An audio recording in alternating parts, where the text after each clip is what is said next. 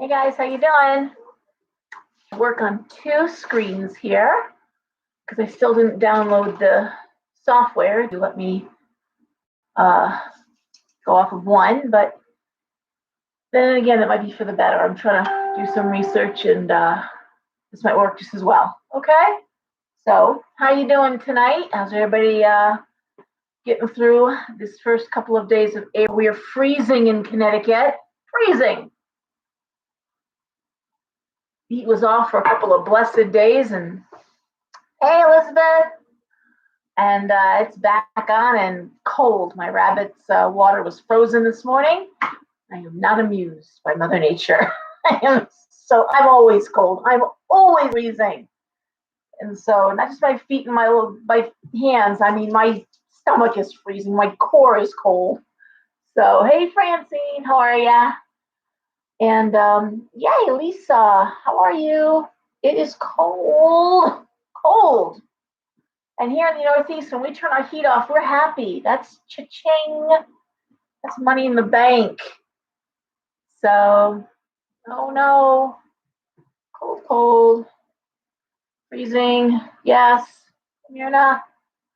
All right, my glasses on so I can read comments. Hi. Hi, Nina. Rosemary. Hi.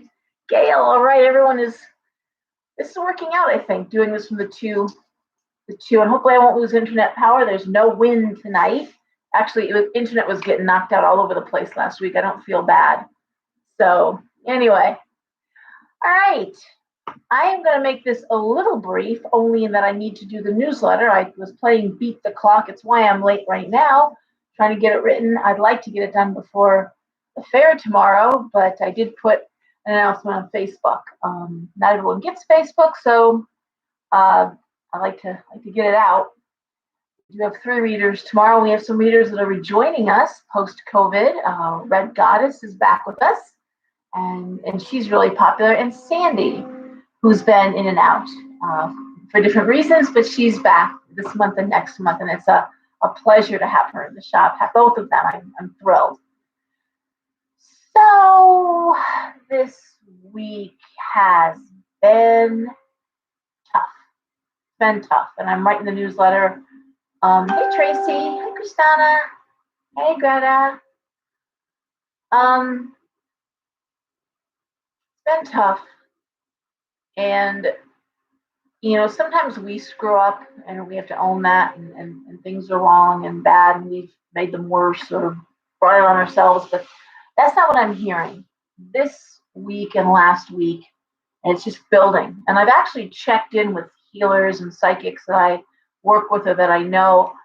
It's unprecedented.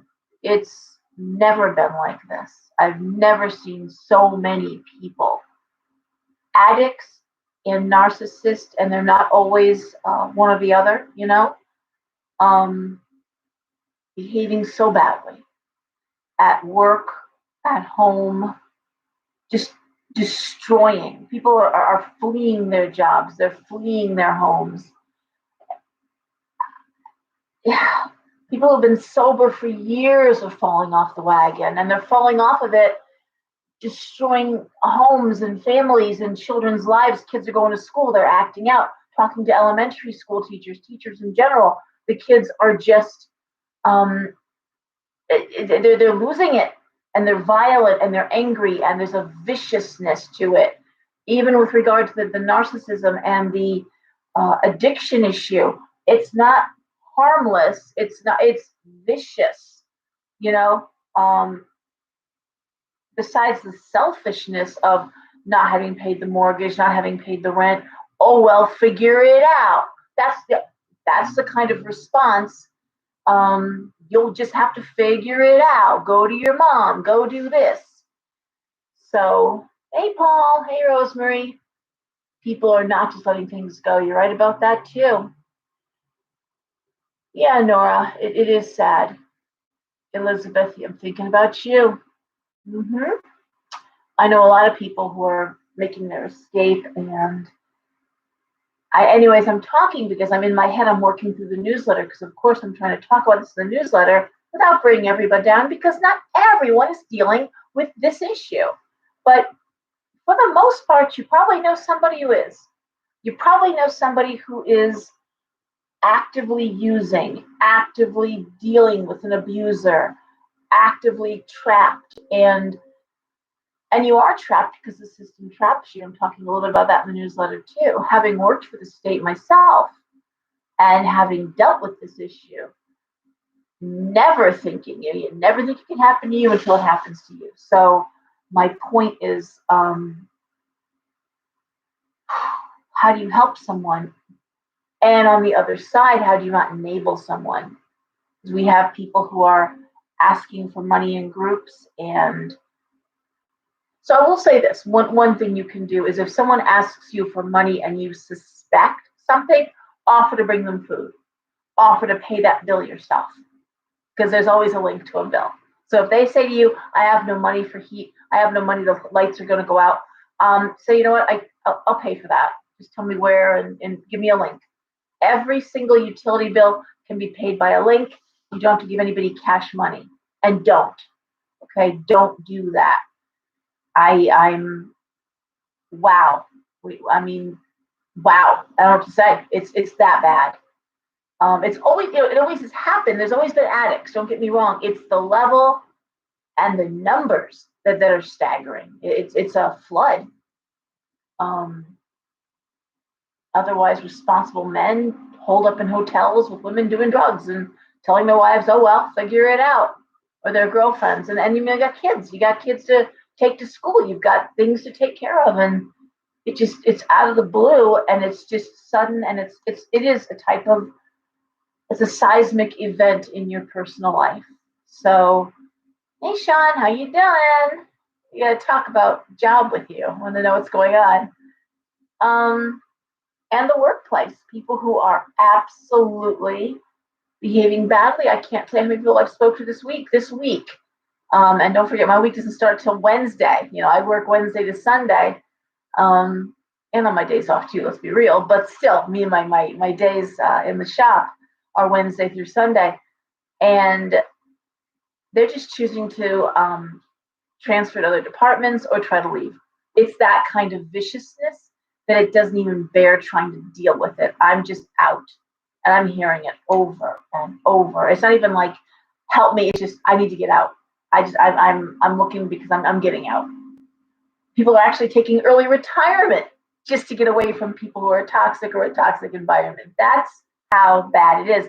And cumulatively, for myself, hearing it over and over and over, knowing there's children involved, for me is heartbreaking. It's my heart breaks when I hear the stories about what's going on in the schools, or kids who are being forced to see addictive co-parents and being forced by the agency that's supposed to be protecting them, actually force them to go. And there's no magic for that. That's the phone call I'm getting, because that's the, okay, I need a candle, I need this, I need that. And yep, we can strengthen your willpower, we can help open doors, but magic will not put a lawyer in a courthouse for you.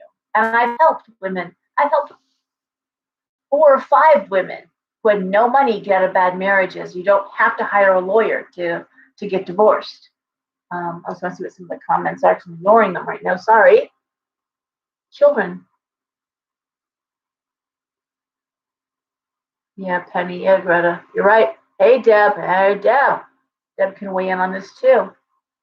Watching people who are just, they don't care. They will destroy a business. They will just say, I didn't pay the mortgage, the house is going into foreclosure. And the woman gets a notice like, it's our home's in foreclosure, and surprise, surprise. I'm talking a lot and I'm talking fast because I'm trying to process it, and I'm trying to process it in a way that when they put it on the paper, put it into words. And the only reason I do that is to just validate people who are going through it, the people who are behaving right, the people who are doing the right thing. And you say to yourself, oh, why am I being punished? Why is this happening to me? Except that often you're not being punished. It's really not a punishment. It's just the divine has watched you struggle through this. You can't get out. You won't get out. You're afraid to get out. Well, they make it easy for you. They just remove it. and it feels like a horrible punishment, and it's not. It is their way of simply jackhammering you out of a horrible situation. And there's Deb. Yep. I mean, people just don't even care. Yep. Trish. So I mean, I obviously, I know not all of you are dealing with this, and I'm glad. I'm glad. But there is something to be learned by hearing about the experiences of others, and also, listening to. I'll give you an example. I worked for the state. I was very young. I was a teenager when I started. I was 18, 19 years old when I went to work for the state as a temp, and I was hired on full time. I worked for the Department of Health. And I, like most young people, you run your mouth. You run your mouth because you don't. Hey, Kathleen. Yeah, Penny. Yes, it is hard. So anyway, I worked with a woman, lovely woman, Miriam. I remember her well. And I was just like, if any man ever abused me, I'd be out the door. I'd never put up with that shit. I'd deck him and I'd be out the door, And I remember we were together and she's like, I gotta tell you something, Laura, that's really hurtful. I said, what? See, you never know who you're talking to. And she said, my ex was really abusive. I'm like, I didn't know. She goes, no. And we had 2 little kids.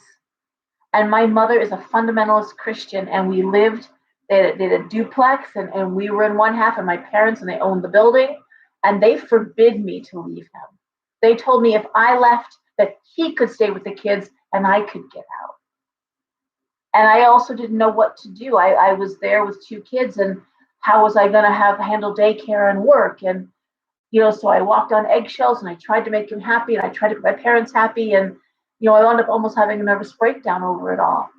And, it's real easy to say, oh, I would just punch him and get out. Well, you probably wouldn't, and I remember my cousin Sharon telling me that, she was married to a very wealthy man and he was abusive and they had 1 child. And there was one time after they were divorced and he was, when I say rich, I mean rich, like owned a company, respected in the community, rich.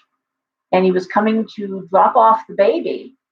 They were going through this divorce. And he punched her square in the face. I mean, square in the face. He punched my cousin, who was just like basically took the baby while she was holding the baby, couldn't hit back, punched her. And she called the police. He fled. She called the cops. And they came and they said, of course, they knew him. And they were like, well, how do we know you didn't do it to yourself? And she said, what? She said, how do we know you didn't just hit yourself in the face? And she goes, you think I just punched myself square in the face, my nose bleed, and split my lip? And she goes, you could have. You might have. How do we know that? There's no witnesses. No police report, nothing written down. You can't take that to court, guys. And I hear story after story. And part what makes me more compassionate, although I'm not an enabling kind of person, is hearing these stories and digesting them. And so sometimes just hearing this stuff and knowing that, because listen, there's no better parent than the person who doesn't have a child. They know everything about raising a kid, don't they? They really do. I never put up with that. Oh, I would tell that kid, oh, that's how I would handle that situation. Yeah, you have a kid. That used to make me insane with Rush Limbaugh. He was the big family expert there talking about family values. Dude, you have a child and married 4 times. Calm down. One of the reasons I really couldn't stand looking at his stupid face. But, people like Ann Coulter and people who don't have children are going to tell us how we should raise our families. Okay. Yeah. Whew. Chutzpah, takes balls. But I digress. What I am doing, what I'm advising other people to do, is stay in your lane. Stay in your lane. If someone approaches you for help, like I said, offer to bring them food, offer to pay a bill. Never give them cash. Never. Yeah, Trish, you're right. Deb, Susan, yeah. Hey guys. Well, also, I remember my old dance teacher telling me about, well, talking to a bunch of us, but when she was going through her divorce, I mean, her husband would drag her into the bedroom, away from the kids, lock the door, and just beat the crap out of her. And her mother-in-law would be knocking on the, shh, don't yell so loud, you're waking up the children. She's like, he's in here, you know, beating me. So having jealous rages, what sets them off, and that's what sets you off. You got to concern yourself with what sets them off versus saying, why are you hitting someone? So, hey Karen, hey Anne, hey Jennifer. Yeah. So, and a lot of men, and I see it on my Facebook page, I'm friends with a lot of men, and I'm a feminist who happens to really love men. I really do. I've got a great brothers. I had a good father. I adore my sons. I think the sun rises and sets on them. Sadly, I really do. I'm great, but I mean, I have really good male friends, and so I'll write something, and I can see the defensiveness. Well, not, but no one's talking about you. The same thing works with issues of racism. Often white people are really quick to say, oh, but not all. But no one's talking to you. If you're not doing it, then just shh, it's okay. No one's talking to you. It takes a while to get over the defensiveness. No, not all men beat women. No, of course not. It's just like, and let me tell you, there's some abusive women out there, very abusive. And when I worked for mental health, I used to hear from men, calling in, and it's a very embarrassing thing. We saw it with Johnny Depp now, and it wasn't until it was proven on tape that he was being abused by this sweet little loved actress, that she was beating the crap out of him and threatening him, and it's out there too. Men get abused too. Boys get sexually abused too. Not just girls, not just women. So we have to be compassionate. We have to understand and open our minds to the fact that just because it didn't happen to you, it may not be because you're too strong, you're too tough. It just blessedly didn't happen to you. Be grateful and have compassion. Because no one goes through this life unscathed. That's one thing I've learned. Ooh, Crystal. We had a long talk about that. Crystal's in my newsletter this month too. Women's support group. So I'll let you read through. You'll see that. I do hope my YouTube is still on. I'm not getting any comments here, but I don't get anywhere near the people watching YouTube that I do with Facebook. There was something else I wanted to say, just left my brain completely.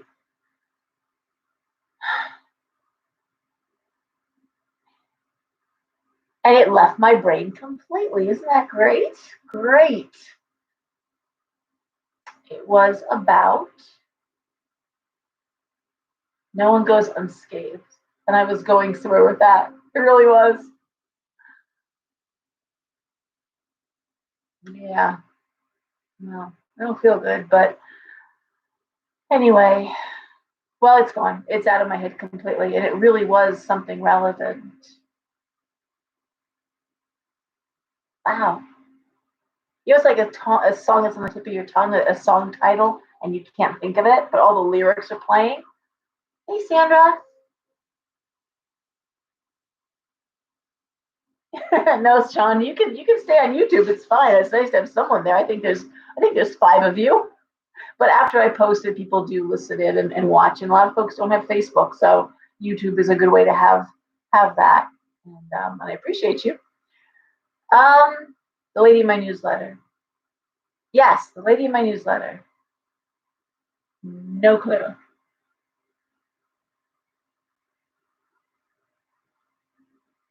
Um, oh, good. Thank you. Thank you, China.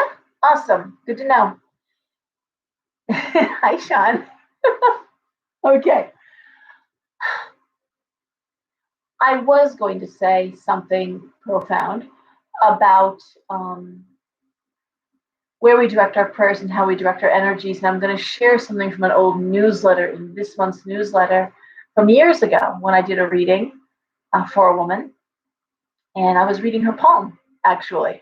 And I saw she had two relationship lines. One was very short but very deep. And when you're reading lines, you don't just read the length, but you read the depth of the line. And then the second was this very long, very healthy line. I said, oh, looks like you've been married or in two important relationships. And she goes, yes, my first relationship was very short, my first marriage. And then my second marriage was, a very long and happy 35-year marriage. And I said, oh. She goes, but that first marriage, she said, that was tough. And I had thrown some cards and I said, that was evil. And she said, it really was. I married a man, I was very, very young. And he literally just swept me off my feet. He came into my life very fast, and it was just a whirlwind courtship.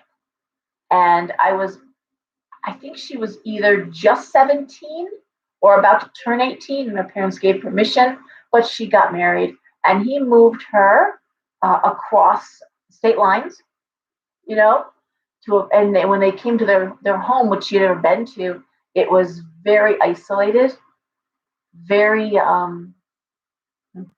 private to the point that no one would see or hear you. And the very first night they were married, he beat the shit out of her. He almost beat her to death and told her that this was it. This was her life, and she would do what he wanted her to do, and that was that.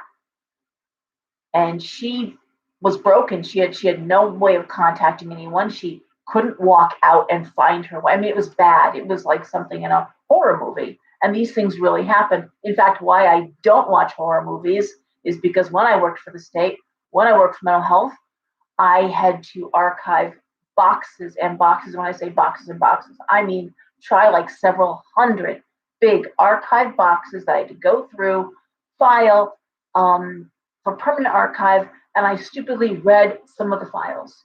And it usually was a youth file connected to an adult file. And each one of those files was like a Stephen King novel all by itself.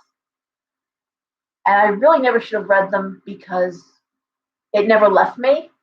So these things we watch on horror movies really happen.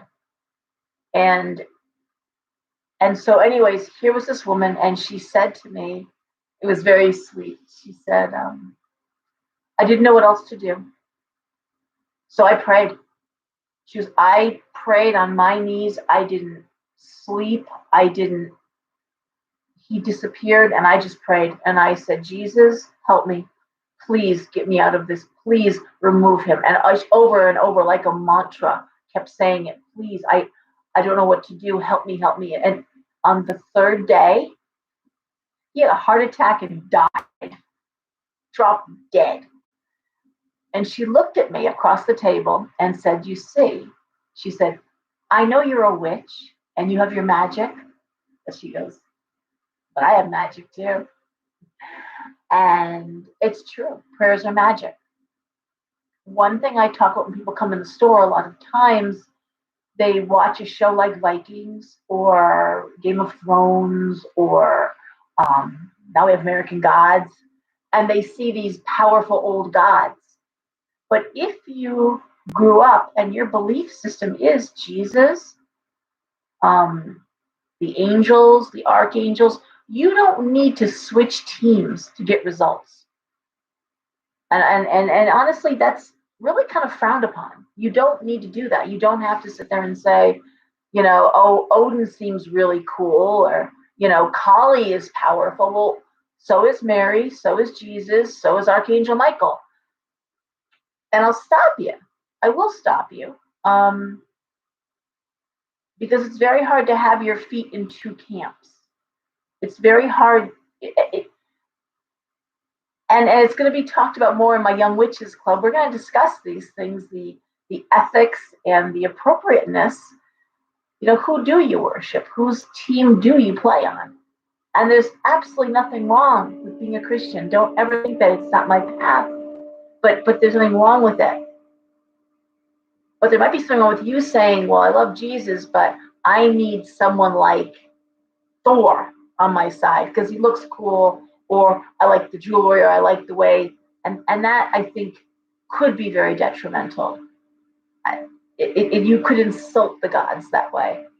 I never recommend insulting the gods. I don't speak for them, but I've seen the sort of things that can happen when you insult them, when you make improper offerings. They're not forgiving. The old gods are not forgiving. Jesus and Mary may be forgiving. Kuan Yin, very forgiving. Buddha, I may let it go. But there are gods and gods that are not going to forgive or forget, and they're going to hold you accountable. So, and I'm a worshiper of the old gods. So, and I'm a polytheist. So, from experience, I can warn you about that. Hey, Mike, how you doing? Ooh, okay, Vanessa. Yes, indeed. And I don't think I can go back. Oh, I can. Yay. Insurance claims. The lady went, okay. So anyways, I'm rattling on, I'm babbling on. I'm sorry for that. Does anybody have anything they want to add to this? Does anybody have anything they want to talk about? Energy right now, people are just the road rage, the anger, the frustration. Like I always say, that the end of it is get out, take walks, get fresh air, get the kids out of the house, get the kids out of the house, drag them out of the house if you have to. Get them out into the woods, get them out on the beach, let them run around, get fresh air, have them unplug. I talked about it in my last month's newsletter, technology, media, and what it's doing to really destroy the family in some ways. You're the parent. The dog doesn't wag, the tail doesn't wag the dog. Not telling you how to parent, guys, but you can say, turn it off, or I'll turn. We used to turn it off. My ex-husband Brett and I, we'd actually turn it off. Like, oh wow, your phone's not working. What a shock! Now do what we said, and we'll turn it back on. And you can do that. And you have the right to do it. You're paying the bill.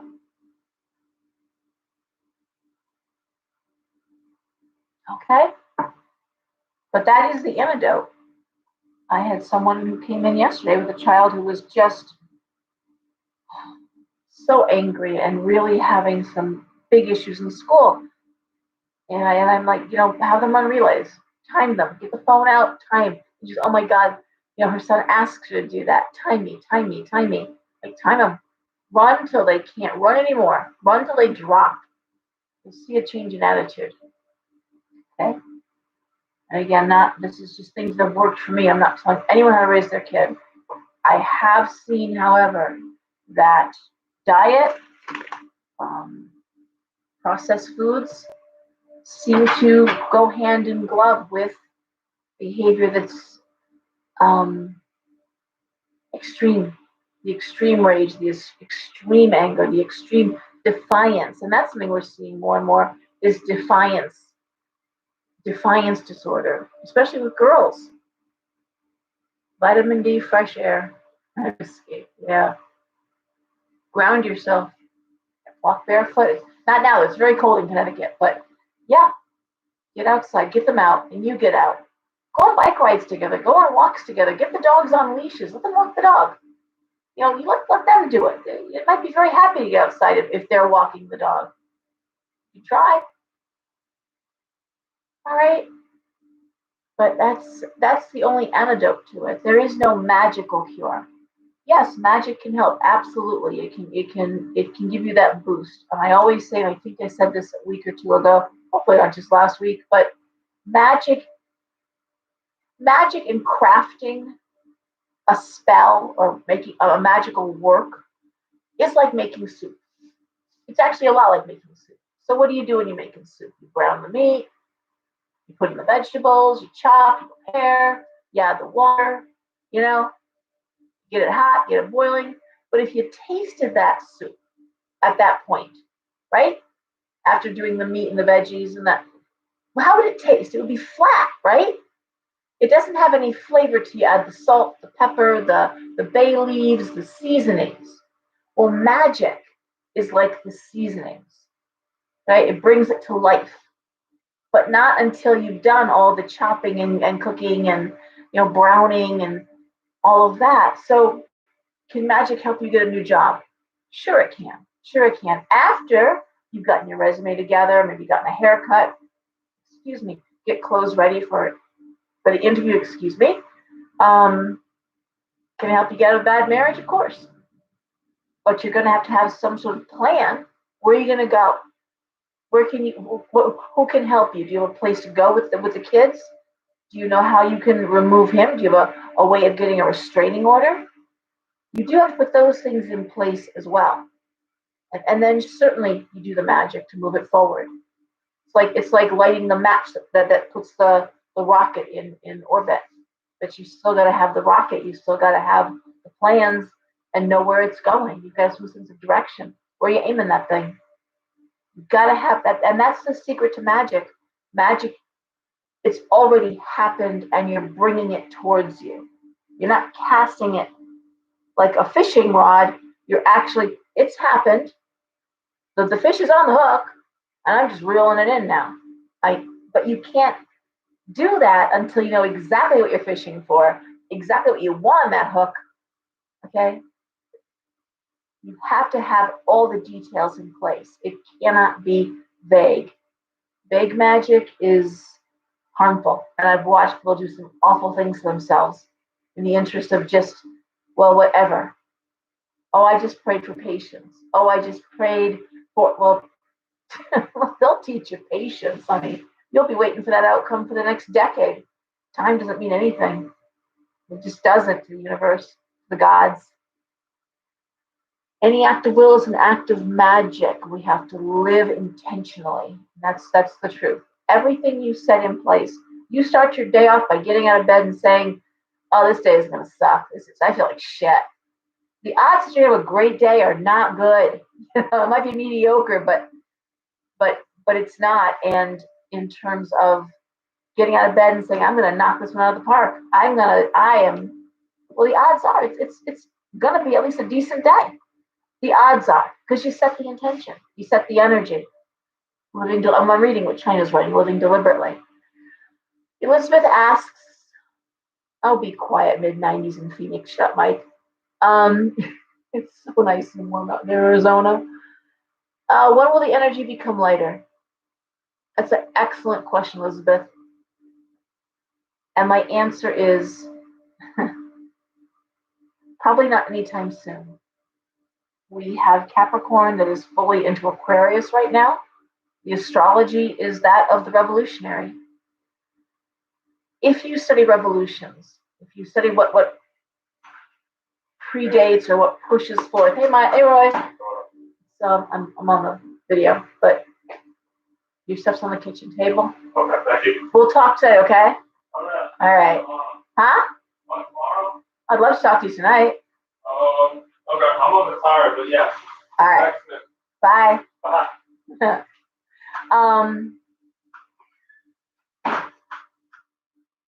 Well, that was great because I lost that train of thought. Okay. Energetically, the revolutionary. What sets revolutions in motion is a level of pain and pressure. No one revolts when everything is going well, when your basic needs are being met. No one revolts. No one says, "Hey, you gotta stop that now." When you have food, when you have medical care, when you have housing, when your kids are in school and everything is going okay. It can just be okay, but you can live with okay. You can live with okay. It's not until all of a sudden people are losing their homes. Like my son, yes. He's already gone, Mike.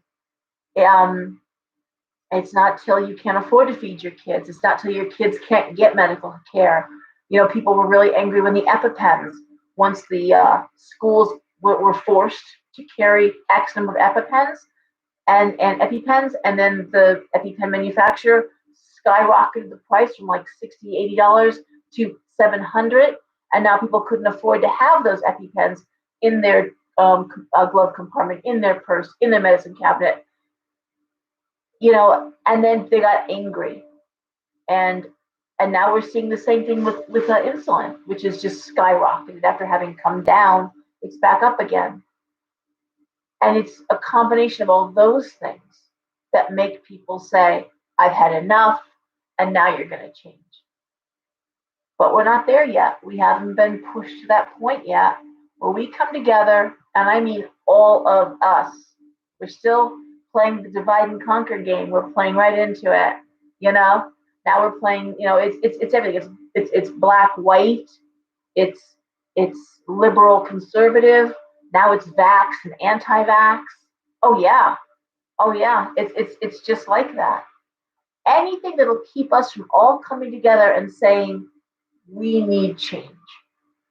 We all have to live on this planet. We all have to live together. What are we doing?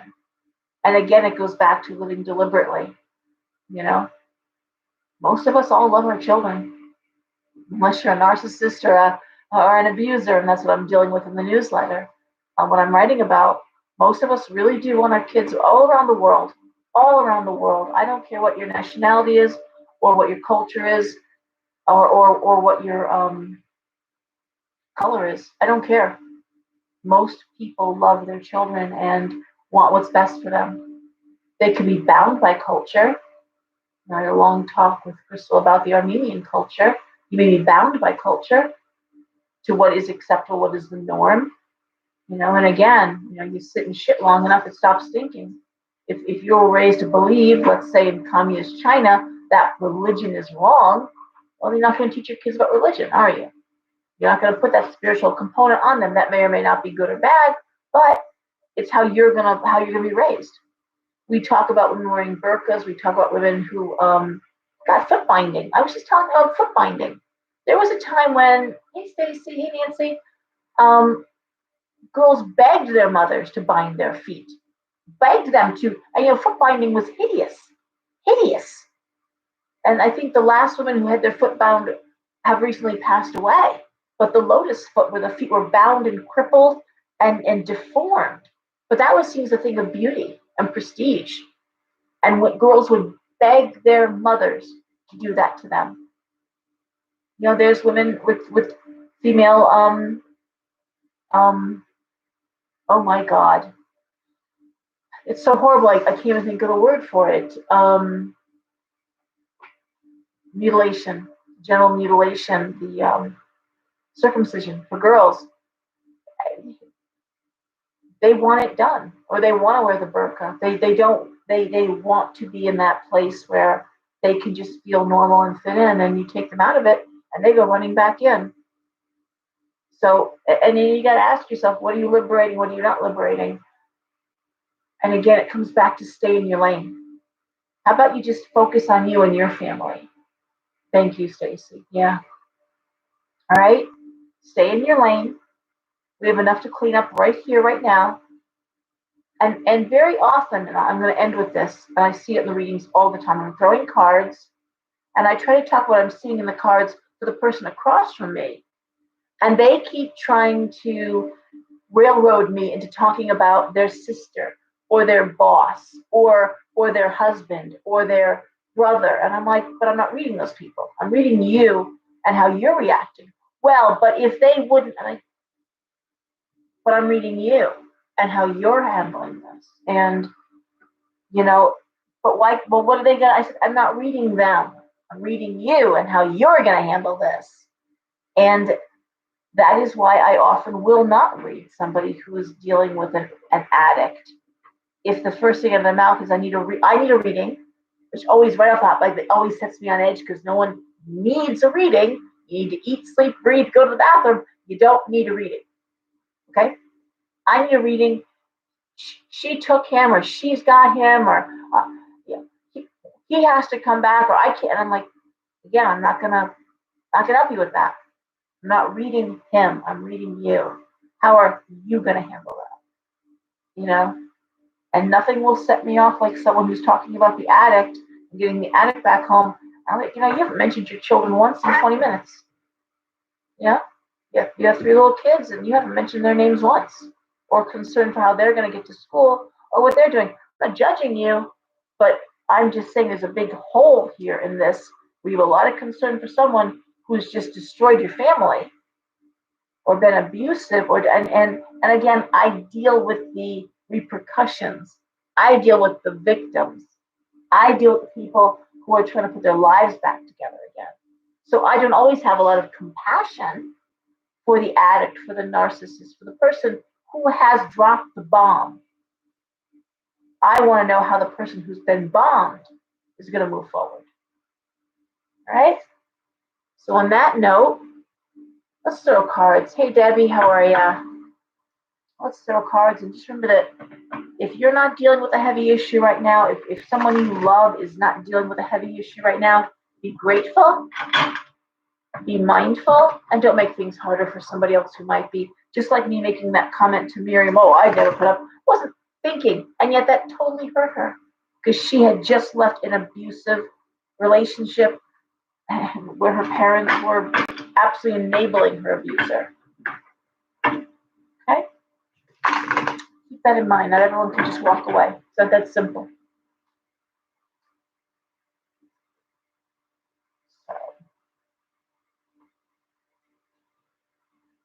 I'm shuffling cards.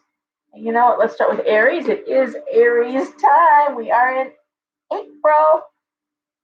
And it may be that why we're seeing some of this anger, some of this reactionary, because Aries is the warrior.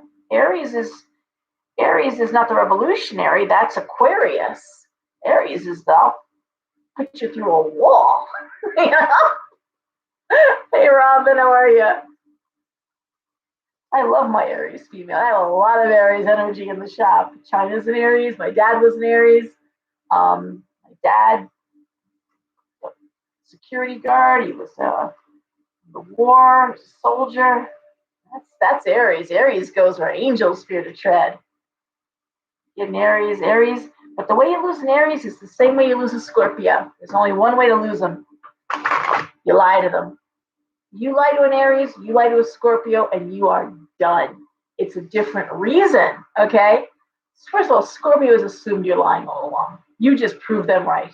They've all along, they've been thinking you're probably a liar. And look what you just did. You lied. Okay.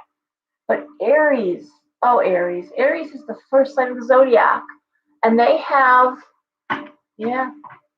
but Aries has an almost childlike naivete. Because if they love you and they believe in you, they really believe in you.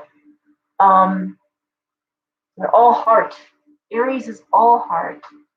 And what they do out of love. But they're the ones who so you say, oh my God, my husband's abusing. They're out the door. They're only out the door with a baseball bat. And maybe that might be the best way to handle the situation. Okay? It actually can do more harm than good. And that's where you gotta rein in a little bit. But they they are, Robin. They are dominant. The men can be. Not all. You gotta get not all. Crystal. But seriously, if you lie to them, the pain you inflict on an Aries, they just can never put you back up on that pillar. They can never look at you the same way. You lied. You're a liar. And they just can't forgive and forget. I've never met an Aries yet that could do that successfully. And it's just sad. It's sad and it's hurtful. My dad told some stories. My mom cheated on my father. Listen, and it's really sad how an Aries can get broken, because they're the ones that are the first ones to open their wallet. They're the first ones, for all their fierceness, they're the first ones to go in and just jump in and try to help. So these are the things that make them so special. Really, and their integrity and their honesty and their trustworthiness. I would trust China with my children, and there's a list. It's a short list. It's in the single digits of people that I would trust with my children. So that's never mind my store and money. I mean, I'm talking about the things that matter that I can't replace, and that's my kids. No, they don't forget. They don't forget. How can they forget? See, Aries are weighing in. All right. So Aries, we celebrate you. We salute you. Now we're going to read you. So I have some new people here today, I think. And I do a 6-card spread. It goes 1, 2, 3, 4, 5, 6. The first card up, it's a triangle. is the situation. The next two cards are what's directly impacting the situation, and the last three are the outcome. These are short-term cards, and certainly, again, not every, say, Taurus is dealing with a kid that dropped out of school. But it could be that one of your friends, one of your relatives is. Very often, it's not my reading, but it belongs to someone, and it has been weighing on my mind. And there we see it come up. Happens in readings too. It's like, oh my God, no, I'm not dealing with that, but my brother is, and I've been worried about my brother every day, and it comes up in the reading. All right. So we're starting with Aries. Okay. And it's a little weird. I'm staring at two different cameras, which is weird for me. But Aries, King of Cups reversed. The Tower and the Knight of Wands reversed. The Two of Wands, the Knight of Swords, the Lovers reversed. Okay, Aries. First card up, the King of Cups reversed, and that's usually a male energy. Male energy, everything we're talking about. Addicted, depressed, not so much narcissistic. This is not an abusive person. This is someone who's sad and depressed. And depression and alcoholism, cups are water. It often is affiliated with alcoholism. The Tower, which is sudden chaos, and the Knight of Wands reverse, which is almost helplessness, no ability to move forward or deal with it. Stuck, and it could be something that's happened. It could be a memory that's playing over and over right now. Okay, chaotic endings, traumatic endings. That's the Tower. Dealing with someone who, the King of Cups reversed, depressed. Yeah. What comes after that? That's the situation. We see the Two of Wands, we see the Knight of Swords, and we see the Lovers reversed. Well, the Two of Wands is a great card because it speaks to that opportunity that drops in your lap. It also speaks to being supported, usually at work, but being supported creatively, being supported energetically, because that's what the Wands are. The Wands are not their work, their entrepreneurial energy, but they're also creative. They're the cards of artists, and they're also the cards of athletes. It speaks to motion and movement. And the Knight of Swords is bringing in information. The Knight of Swords is bringing in more energy. Actually, it's not just news. That's the pages bringing in news. The Knight is actually bringing in the energy. So I'm going to say, moving past what probably broke your heart, Lovers reversed. But it is what's in front of you is moving past it with creativity, probably using this pain in your art, using this pain to better something in your life. That's what the Two of Wands and the Knight of Swords is about. And we'll throw one more card just to clarify it all. Ace of Wands, okay? So the Ace of Wands, again, the aces are apex energy. And Wands, again, the idea of collaborative energy, creative energy. It's really all about channeling your pain. I guess that's going to be the theme probably of the readings tonight, I'm going to guess, is this idea of painful situations. How is Aries dealing with it? Channeling it into their creative energies, channeling it creatively. Okay? Writing, artistry. That's what you do with pain, guys. Process it and move past it. Part of processing it often is utilizing it. All right. What was it, Van Gogh? And there's that beautiful episode of Doctor Who, Van Gogh, that comes back in time and sees his work on exhibition. And Van Gogh, who was so tortured, who was so horribly, nightmarically tortured, internally just shredded himself. And what he created out of all that pain. And there's this beautiful part of this scene where the director, the curator, is answering a question like, what made his work so special? And Van Gogh was listening to him talk about beauty and it's a real special. I think we've seen it. Most of us have probably seen it on Facebook. A lot of us posted it, but if you haven't, look it up on YouTube. Van Gogh, Doctor Who. It's phenomenal. It's really it brings you to tears. So Taurus. We have the Three of Swords reversed, going into the Knight of Coins and the Two of Swords, the Empress, the Moon reversed, and Temperance. How do I read those cards? Well, the first card up is, in fact, the Three of Swords reversed, and that is anxiety over an issue. Not heartbreak, anxiety. Okay? We have the Knight of Coins. So what's the issue? Well, it's Taurus, so of course it's money. And the Two of Swords, which is rocking a hard place.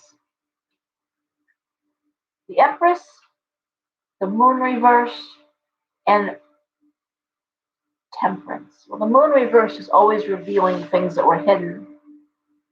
And the Empress is the matriarch, and it's bringing in balance. It's rocking a hard place. It could be about exposing someone who's causing pain. That rock in a hard place. Could be someone who's misspending money. It could be someone who's the source of anxiety. And to bring balance, you've got to either show them the error of their ways or expose them. There's that. Okay. Definitely is a day because you're probably going to make the person angry at you. You know, if you're exposing someone, but let's say you've got a sister-in-law who's got a credit card bill she hasn't told your brother about. You know, let's say it's like that, and you're just like, wait a minute, you know, you tell my brother about that because it's like 20 grand, and like, mind your business. And what do you do with that? Mind your business. Are you gonna tell your brother it's your brother? But then again, what are you doing to the family? What are you doing to your sister-in-law? You throw her under the bus? That's the kind of situation I'm seeing here for Taurus. Is what are you gonna do? You gonna expose someone? What is your daughter-in-law? You know, it's a sense of matriarch. It also could be that you have a mother figure, grandmother figure, who's not able to manage her money anymore, and someone needs to step in and help her do that. But again, it's how do you tell somebody that? It's like telling someone you can't drive you can't drive a car anymore. We say all the time with older people, you can't do that anymore. And they lose it because you take away their freedom, their autonomy, their right to choose. We also have mother figures, that matriarch who keeps giving money to the addicted, going back into that theme again, right? Giving money to the addicted brother, and we hear this all the time, where they're just constantly writing checks, or they don't realize that kid, that adult kid, is writing checks to checkbooks, signing their names to things. And it's not just about being selfish, it's about watching your mother being taken advantage of. So that's what I'm seeing for Taurus, is this idea of what do you do in this instance when someone you know is being taken advantage of, or maybe can't handle it by themselves anymore. Okay, Taurus. And I guess that is it. How do we handle stress? How do we handle addiction? How do we handle abusers? How do we handle narcissists? Everyone handles it differently. Gemini, we have the 10 of Wands reversed. That is the straw that broke the camel's back. We have the Knight of Cups. We have the Magician. We have the 2 of Coins. We have the 4 of Cups reversed, and the Queen of Coins reversed. Okay, how would I read that? Well, I would read that as, okay, again, the straw that broke the camel's back. What is it? It has to do with probably the child, the Knight of Cups. Take that back. And the Magician. The 2 of Coins, the 4 of Cups reversed, and the Queen of Coins reversed. Well,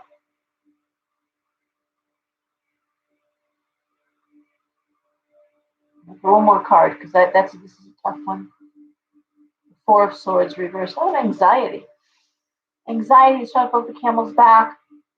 The Queen of Coins reversed is usually a female who has an unhealthy relationship with money. Sometimes a selfish female.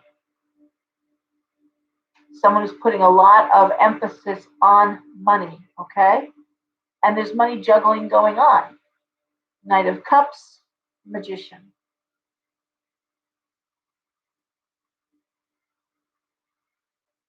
Now it could be a kid who needs help, and the answer is no. I'm not gonna do this. I'm not gonna. Doesn't sound quite right though. One more card because this really is the Two of Cups. Okay, I love the Two of Cups. Frankly, I really think it's about setting limits with regard to someone. And I don't want to say that someone's behaving badly. That's the thing. The Knight of Cups, the Magician, the juggling of money, and yet there's anxiety. And how would I look at this? Straw that broke the camel's back. Not fighting over it, the Five of Wands reversed. In agreement with it at the end of the day. It looks to me, Gemini, like it is about coming to terms with helping someone who knows what they want to do now, but you're not sure they can stick with it. And I'm going to say, it looks like the Queen of Coins reverse is saying, I'm not investing in that right now. I'm not going to put the money in that right now. Could be a kid who's asked you to please help pay for an education, but maybe it's rocky if they're going to finish it off or not. And saying, I'm not going to sign those papers. I'm not going to sign a loan for you. You know, it could be that simple, but there's a lot of pushing and pulling in the issue. It's no broken heart, it's a lot of anxiety. And just saying, no, I'm not doing it again. I'm not going to co-sign for that car again. You already smashed up a car. I won't help you get another car. Get it on your own. I hope that makes sense. That's what I'm seeing for Aries, is just like push me, pull me, ultimately coming to agreement with it. But it looks like there's some challenging aspects around money, kids, and where money is spent and invested. Okay. Okay, Cancer.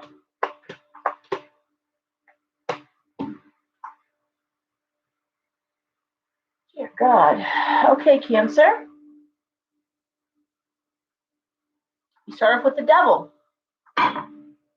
We have the Wheel of Fortune upright. We have the Five of Swords reversed, the Four of Coins, the Hermit, and the Six of Coins reversed. Well, the Devil, first thing up, toxic person, toxic environment, toxic career, toxic. All right? Wheel of Fortune and the Five of Swords reversed. Five of Swords reversed is the need to speak to an expert, the need to get some sort of input or information. So, like I always say, if you got someone being abusive at work, you go to HR. If you got a bad situation in terms of marriage, you see a counselor, or you see a therapist, or you see a divorce attorney. But it is moving forward to get the help you need to deal with a toxic situation. That's what Cancer is dealing with. The Four of Coins, the Hermit, and the Six of Coins reversed. And here's what's holding you to this situation, whether it's a bad job or a bad relationship, is how will I make ends meet if I'm alone? The Hermit. The Four of Coins, how do I make enough money to pay my bill? Wait. The Six of Coins reversed, I've got bills to pay. We've got debt. And that's the truth. Whether it's a shitty job or a shitty relationship, how will I make ends meet if I walk away from this right now? All right? Hey guys, I'm going to throw one more card. Ten of Coins reversed. Well, Cancer, it may be you're looking at living someplace differently. The way you handle it may be to lower your cost of living.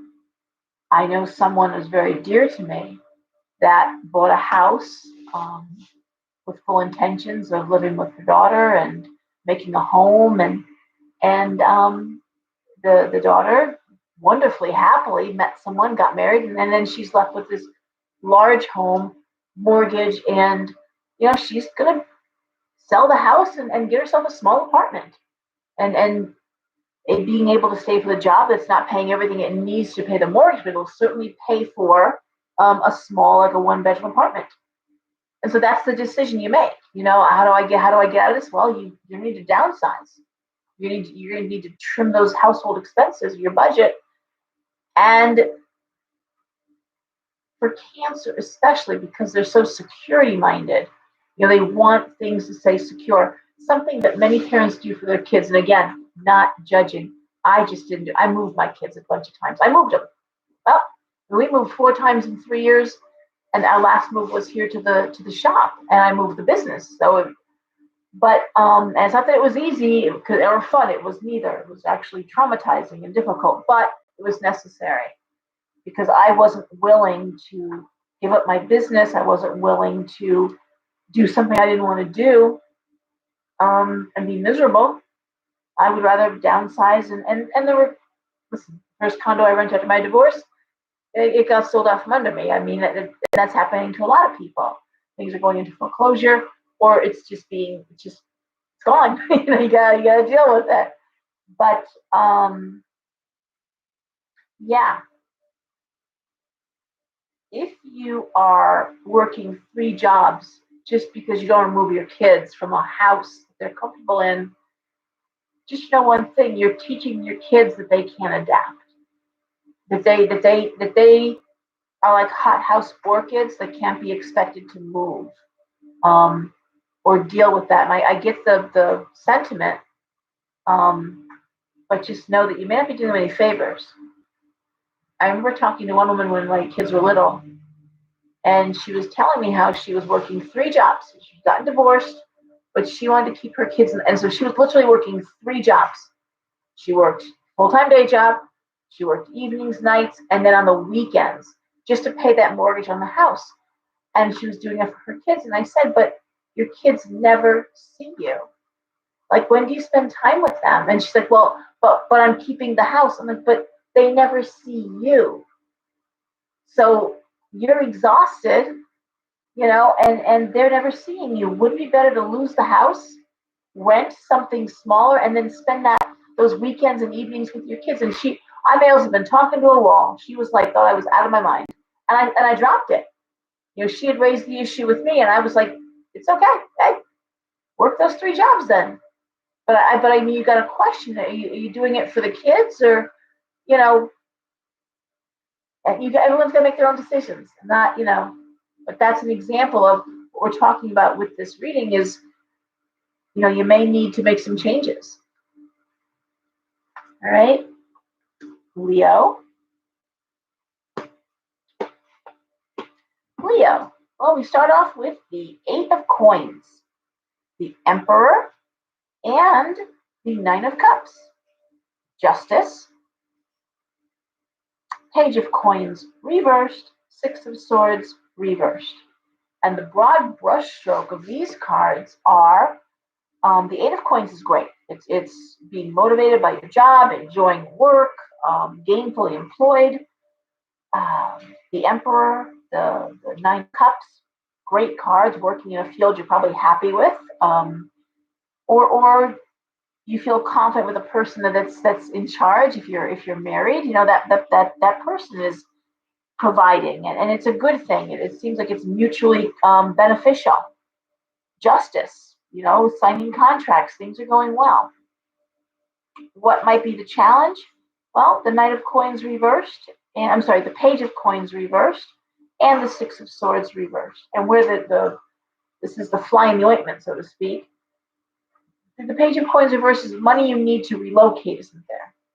So you might be thinking about moving. And while everything is going well, the one thing you'd like is to relocate to move. And I'm going to say it's not there yet. The opportunity to go may not be there right now. 6 of Swords reversed is the 6 of Swords upright is relocation, is movement, but it's reversed. Page of Coins reversed. So you're waiting for the financial ability to make a move, to make a relocation. But I have to say, everything else is in place. It's a matter of, putting a pin in it and waiting. It's not going to happen right now, but you're moving in that direction. One more card for Leo. Three of Wands reversed. Okay, it looks as though there might be some training, some educational component that'll put you in the next level, okay, to get you where you need to be.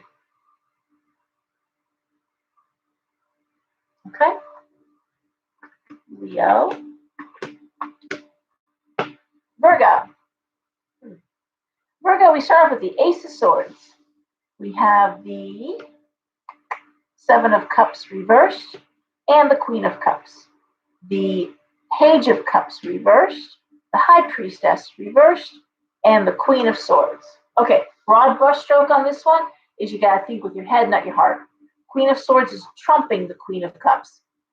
Queen of Swords is just the facts. I'm going to say it like it is, and this is how it needs to be. The Queen of Cups next to the High Priestess reversed, they're saying it's not about emotions, not about about intuitive feelings. It's not about I think or I believe. No. What is it? It is what it is. What is it? Okay, stop hinging on this. Page of Cups reversed. If you're dealing with a child, stop enabling. Stop making excuses. It's time. The Queen of Swords is saying outcome based. All right. You want a reward, then you got to do the work. I'm not going to reward bad behavior or get the kid in therapy. Okay, but stop making excuses. All right, Virgo. Ace of Swords is clear communication. Queen of Swords is even if it hurts, she says it like it is. Okay. Seven of Cups. Look, you know what's wrong. You know what you need to do. You know what you want. And it looks like that just isn't happening. Stop trying to find higher meaning. Stop trying to look. Sometimes, and that's a danger, is people look, well, what's the lesson? Or, I want to honor the, listen, if you're in pain, if you're suffering, if you're struggling, then for God's sake, stop with the holistic cures and just go to the doctor, get it taken out, get it removed, get it dealt with, and move forward, okay? There's only so much Reiki energy you can give, let's say, to a broken knee. Like I always say in my shop, if I slice my arm open somehow, by all means give me Reiki as you're driving me to the hospital to get it stitched up, right? So the thing with Virgo here is forget the foo-foo, all right? What do you need? You know what that is already, all right? Say it, be direct, don't beat around the bush.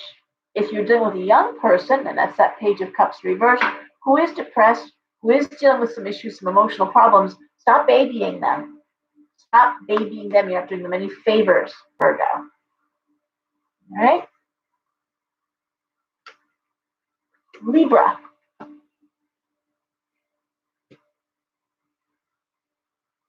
Hey, Jennifer. Okay. Libra. Start off with the Six of Cups. We have the Eight of Wands reversed, and we have the Three of Cups. We have the Eight of Swords reversed, the Seven of Coins reversed, and the Nine of Swords reversed.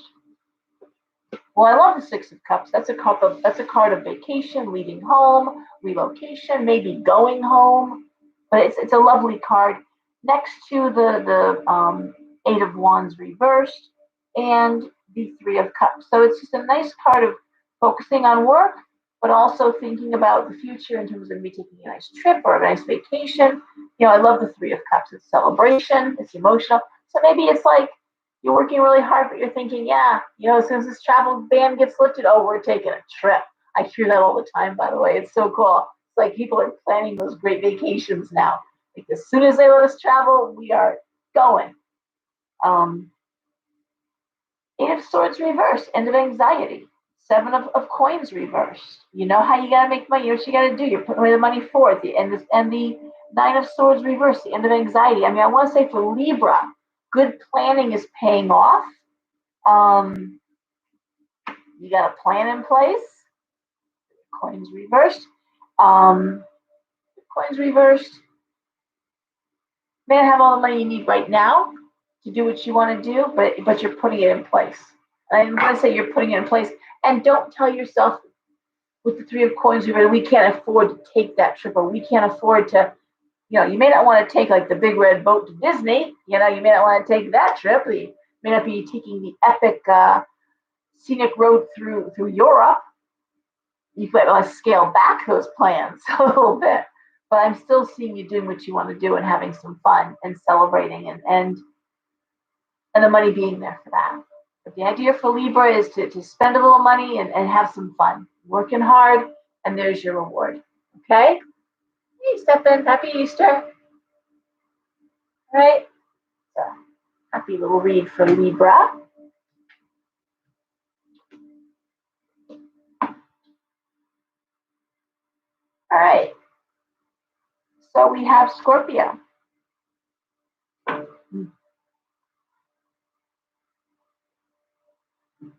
It's a good one for Libra. Thank you, Debbie. It is. All right.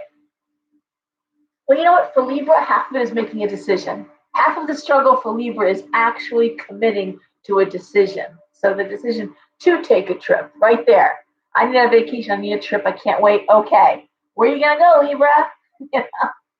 And then you open that whole can of worms. So I'm going to say, Libra, just scale it back. But for God's sake, go. Go. All right, Scorpio, we see strength reversed. Ace of Cups, Page of Wands, Queen of Wands reversed, the Fool, the King of Wands. All right, the first card up is strength reversed. God damn it, Scorpio, you're tired. Strength reversed, exhaustion. All right, why are you tired? Oh, I don't know. Queen of Wands reversed. Workaholic much? Get any rest, Sarah, Scorpio? I doubt it. Ace of Cups, Page of Wands, the King of Wands. Listen, you got kids, you got family, you got someone you love, and you're working. What can I tell you? Doing it all for the best of reasons. You're doing it all for the best of keeping a family together, keeping people happy, moving forward. I'm going to say also with an eye to opportunity for forward motion in the career. So yeah, you're working hard. The Fool, the King of Wands. I mean, it's all about moving forward. And there's no sense of I'm being taken advantage of. I know what you're just doing what you do, but you're doing it a lot. And I guess the only warning here for Scorpio is dial it back a little bit so you don't get sick, because that's what happens after exhaustion. And you're talking to someone who did do a nice job on her endocrine system there, and her adrenals drained those nicely a couple of years ago. So you don't really want to do that again. All right. And so that's the thing with Scorpio. Yep, for all the good reasons, for all the right reasons, but take a break, because the supports are there. Take a break. All right, make sure you get enough sleep. Yeah. Remember, these are short-term readings. They're not long-term readings. Okay? I'm not looking at the next 6 months. I'm looking at what's going on right now. All right? So right now, Scorpio, you need to schedule a day off. All right, Scorpio, we have Sagittarius. A lot of Sages in the shop too the past couple of days. Frustrated Sagittarians, and there's nothing worse than a Sagittarius. Ooh, Sagittarius that's being put in a box. Doesn't work well. So we have the Hierophant reversed. We have the King of Swords and the Five of Cups. We have the World reversed. We have Judgment reversed and Death. Yeah. Okay. What's going on for Sagittarius? Well, the Hierophant reverse is thinking outside the box. Okay, I said, that's the Hierophant upright is working within the constraints of what's expected of you, but it's reversed. It's saying I've been in a rut. I've been, and I'm done with that shit. Okay. It's the way the resolution is going to be to think outside the box. What are you dealing with? The King of Swords, communication, The Five of Cups, regret, mourning, crying over spilt milk. Things were saying, listen, Sag, no one does this better than you. You are the sign of foot and mouth disease. You probably said something that you can't take back and you cause some harm. That's what Sag does. And that's their shadow. You know, they tend to speak before they think, and they say things, they think they're joking or they think they're being funny, and man, the whole room wants to kill you, right? And it's regretting. I think Sag is saying, oh no, I shouldn't have said that, or ooh, I went a little too far with that one. Don't forget, Sag is also fire. World reversed, big changes. Judgment reversed and death. You know, Sag, you may have jumped the gun on something. You know, you might have just said to somebody, hey, then get out of here then. You know, why don't you just get out if you don't like it? And they might have said, okay, and packed a bag. And you're like, fuck. You know, I didn't mean to get out. I didn't quite mean it that way, you know? But that's what Sag does. You know, Sag is like, you don't like it, leave. If you don't like it, you know, or, you know, what are you going to do about it? You know, Sag is good for popping off. And they need a partner or a co-worker, they pop back off with them. That's why the fire signs get along well. You know, Sag says to Aries, you know, what are you going to do about it? It's like, how I pop you in the head. And Sag is like, okay, fuck you. Let's get a drink. You know, that's how they get along. That's how fire gets along. We talk about the elements and why they get along. You know, Pisces is sad. Cancer says, why are you so sad? It's like, everything is so hard. And Cancer is like, it is hard. And they cry and, you know, there you go. You know, where the air signs are like, what the hell's wrong with you people? You know, and they intellectualize it. You know, let's talk about how we can make it less sad. How about that, Cancer and Pisces? How about we figure out how to make it better? They're too busy weeping in a corner, you know, to hear that, right? Yes, Stacy. So that is Sag. They tend to foot in mouth, but again, when they're with the other fire signs, you know, they get put in place. They're okay with that. I gotta tell you, one of the worst matches, Sag and Pisces. Holy shit! You know, it's you got a sign that hurts feelings and a sign that's a professional hurt feeling. You know, a professional martyr. It can be a very bad match. That's fire and water can be tough. Not all the time, but it can be. All right. So I think Sag may have said or done something that now they're not able to fix. You know, they hopefully it wasn't anything serious, but Sag might be thinking very hard with regret on something they popped off with. All right, Sagittarius, Capricorn. Capricorn. I see the Page of Swords reversed. We have the Knight of Coins. We have the Four of Wands. Eight of Cups reversed. Six of Wands reversed. Chariot reversed. So we had we had Libra, right? Planning on taking a vacation, hard work paying off, getting out, and we have Capricorn who probably would love to do the same thing but can't. You know, I'm looking at Cappy, like there's no time for that. Not able to take a break, not able, and probably could use a break. Looking at these cards, probably could use it. Page of Swords reversed, not really talking much. Focus. Starting to wear. It's starting to wear on Capricorn. Eight of Cups reversed, not leaving. Six of Wands reversed, not moving forward. Chariot reversed, not moving forward. It's not stuck in place so much as it's like, I can't leave and do that now. I can relate. I mean, I've got a lot going on at the shop. I've got a lot happening with building, with purchase, with things I'm moving forward. And I can't just take a day off. I can't do it right now. You know, I'm grateful for Easter Sunday. Why? Because, I'm closing the store that day. And I'll have 3 days off. And during those 3 days, I don't plan on taking many phone calls. I really will be screening calls because I need to not deal with that right now. I need the time off. But I'm looking at Capricorn saying this isn't the time. I'd love a vacation. I could use a vacation, not the time for it. Maybe you're in the middle of a big project. Maybe you're just finishing something up, but you really got to put some plans on hold. And unlike Libra, that's making those plans to move forward and have some fun and lighten up, Capricorn, who could use it, is still saying, not time yet. Can't do it right now. Nope. But Capricorn, you can start planning on what you would do on vacation. You can start planning on how maybe you would spend even a day off, or even a long lunch going someplace fun. And again, leaving work an hour early. Yeah.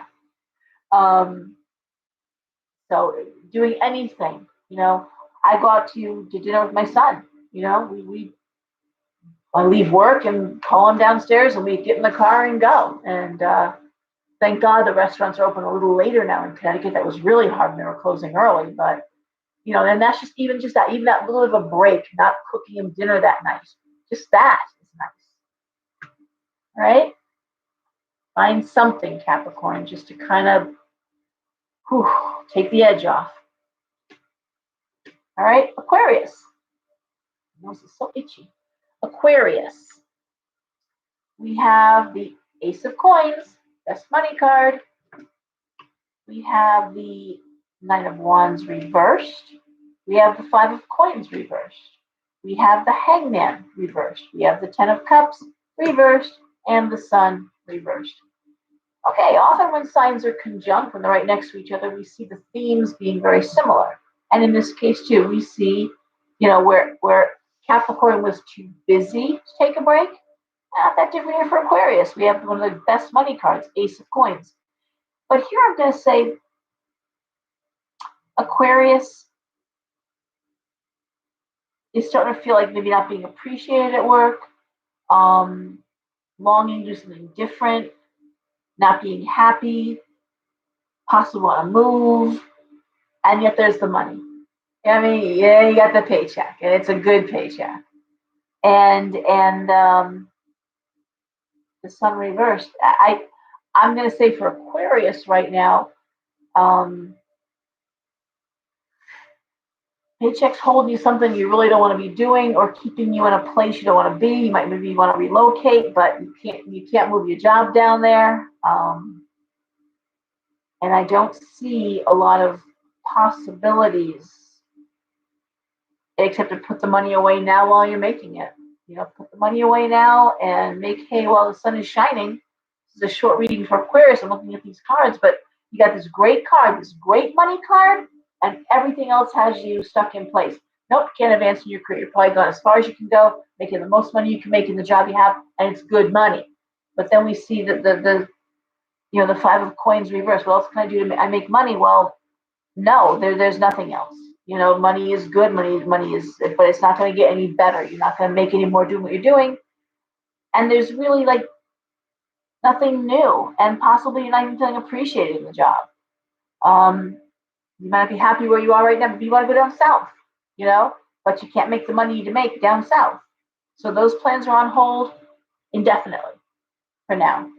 All right? Save your money, make your plans, and magically the way you manifest is, even though you can't do it right now, where would you want to go? Do you know where you want to go? Pick a place, pick a location, pick a city, pick a town. Now look at Zillow. What are the house prices there like?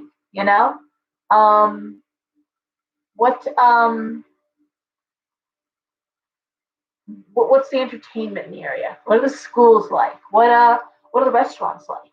Research it, Google search it, MapQuest it. And what you're doing is you're just kind of manifesting. You're kind of opening a doorway and pointing, like one of those guys who does the airplanes with the lights. You know what I mean? Yeah, okay, we're going down this way. We're gonna take that plane down this runway, and you just kind of, this is where I want to go. Is what you're saying, and that does put things in motion. That's how we begin the process, right? And like I said, you're bringing it towards you. So here's where I want to be. Now, how do I bring it towards me? Well, now you're making that money, start putting it away. Now you know where you want to be. Many people, that's where you buy your second home. Maybe you buy a little house where you really want to be. And You have a vacation house for now, right? Think about.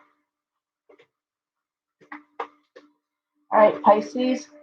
Cancer I did a while ago. Melissa, sorry. Cancer number 4.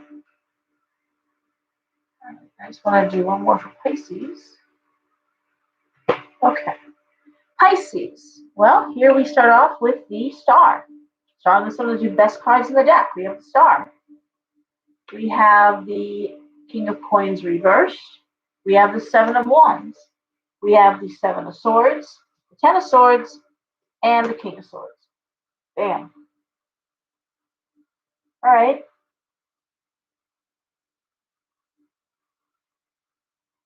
Well, here I'm going to say,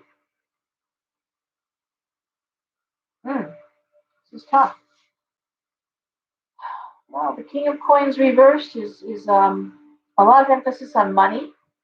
Okay, often out of proportion, it's too much focus on money. 7 of Wands, education, school.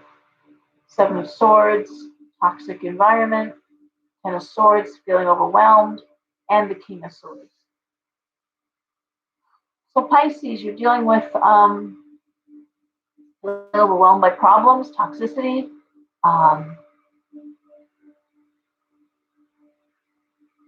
Just over the card here. Some regret. Moving past all that. Looking at it from education, like, what did I learn from this, so you can move on. And the sooner you figure out what you're learning from it, the sooner you can move forward. It makes sense we'd be talking again about toxic environment, toxic situation. And often here's what people do. They just prolong it by saying, after they get out of the situation, now we're going to agonize about why we waited so long. Now we're gonna beat ourselves up because I'm sorry, Melissa. Okay, I didn't mean to. It wasn't a. But I'm gonna say a lot of times with when we finally remove ourselves from the toxic person, we finally remove ourselves from the toxic job or the toxic environment. We're like, oh man, why did I stay so long? And then they want to agitate on that for a while. And I said, so what the cards are saying is, whatever you did, whatever you're regretting, Pisces, figure it out, move on. Stop beating this dead horse. Because it looks like, again, with the King of Swords here, and the Star, you're either moving past it or learning from it, but it's no reason to stay in it. Okay, it looks like this is something that's becoming a past issue, or on its way to becoming a past issue. So one more card here. Then the Hierophant reverse, getting out of a rut, getting out of a pattern. Okay, and that's good. That's really good, and that comes with education. It comes with therapy. It comes with and that 7 of Wands can be a therapy card. But what are we learning from this? What do we get out of this? Now move on. Next lesson. Okay? And I love the King of Swords because, again, we're talking about logic. We're talking about clear thought. What do you want to get out of this? What were you hoping for? Now, again, move forward. And the Star is helping with that energy, saying, okay, move out of this. You got this. Now go. Okay? Stop it. All right, guys, that's what's going on. That's the Tarotscopes. I want to encourage everyone to get enough rest, get outside, try to relax, try to have fun. I don't like anything that's happening in terms of our government, in terms of our. I mean, even at a community level. I can speak to Derby. I'm so happy with our little city here, but we changed over a couple years ago, got a new mayor, and instead of working together, because we've done this great track, and he really is, by all, a good guy from what I'm hearing and the past and where he comes from, but the existing administration has made it their point to not work with him, and now everything grinds to a halt. Nothing is done. and there's just a lot of fighting. People are leaving. I know a lot of good people that work there. In 4 years, I've gotten to know a lot of people, and it's too bad, all because people won't work together because of a party line or because, that's shit. Now just blow that up for the whole world. People who are just refusing to get off their mark, refusing to do the right thing, and it's making it hard on everybody else. So I unplug. I'm even spending less time on social media because it's just the same repetitious sadness. It's really, at this point, it's just sad. You watch it and you go, how is no one else seeing this? And people are. I can tell you they are. But not the people who need to make the changes. That's the problem. The people who are seeing it aren't the ones that can actually pull the plug and make it different. Right? So, everyone, have a blessed Easter. Have a wonderful weekend. Please celebrate with your family. Please hold true to traditions that help bring you together, And everyone behave. I'll see you next week, all right? Love you all. Bye-bye.